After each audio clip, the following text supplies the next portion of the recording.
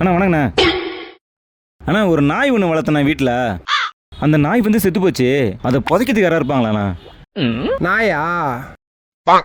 சரி போச்சிடலாங்க, நானே போச்சிடுறேங்க. நீங்களே போச்சுருங்களா? நானே போச்சிடுறேங்க. சரி அப்போ வாங்கண்ணா. இருப்பா, ஏன்பா அவசரப்படுற? ஏன் அவசரப்படுற? ஏண்ணா என்னாச்சுண்ணா?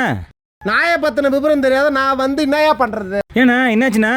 ஏன்பா நாய் என்ன ஒரு 6 அடி இருக்குமா? பல்லுலாம் பெருசு பெருசா இருக்குமா? வால் என்ன ஒரு 3 அடி இருக்குமா வால்? ஐயையோ, ஏண்ணா வீட்டில் வளர்க்குற நாய் ஒரு குட்டி நாயை புதைக்கிறதுக்காக இவ்வளோ கதை கேட்குற? சரி அதெல்லாம் விடுங்கண்ணா, அதெல்லாம் போட்டோம். நீங்கள் புதைக்கிறதுக்கு எவ்வளோ கேட்பீங்கன்னு ஃபஸ்ட்டு சொல்லுங்கண்ணா. அதை நாயை புதைக்கிறதுக்கா 2200 ஆகும். அண்ணா என்னண்ணா மனுஷாளுக்கு புதைக்கிற கேட்குற மாதிரி கேட்குறீங்க? ஏங்க மனுஷால் நாயும் ஒண்ணுதாங்க, சும்மா கிடையாதுங்க. இந்த பாவத்தை நான் தாங்க சுமக்கணும். ஆத்துல போய் பள்ளம் தோண்டணும், பால் வாங்கணும், அதுக்கு கல்புரை வாங்கணும், வத்தி வாங்கணும். அந்த பாவம் என்னதான் சேரும், உங்களுக்கு எதுவுமே கிடையாது. வளர்த்தவங்க நீங்க விட்டுட்டு போயிடுவீங்க. நான் தாங்க பண்ணணும் எல்லாமே. விருப்பம் இருந்தா பாருங்க, எல்லாம் கிளம்புங்க.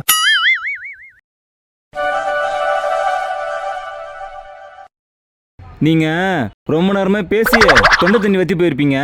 இந்தாங்க இந்த 10 ரூபாயை வச்சு டீ சாப்பிட்டு தெம்பா உக்காந்துருங்க. ஏன் சார், இருங்க சார், பார்த்து ஏதோ பேசிக்கலாம். இல்லைங்க, உங்கள்கிட்ட கேட்டது வந்து என் தப்பு தான் சார். ஏதோ பார்த்து ஐயா பேசிக்கலாம். சாமி என்ன விடுங்க, நான் கிளம்புறேன். ஏதோ தொண்டை தண்ணி வத்தி பேசுறதுக்கு ஒரு 10 ரூபா கிடச்சிது, பரவாயில்ல.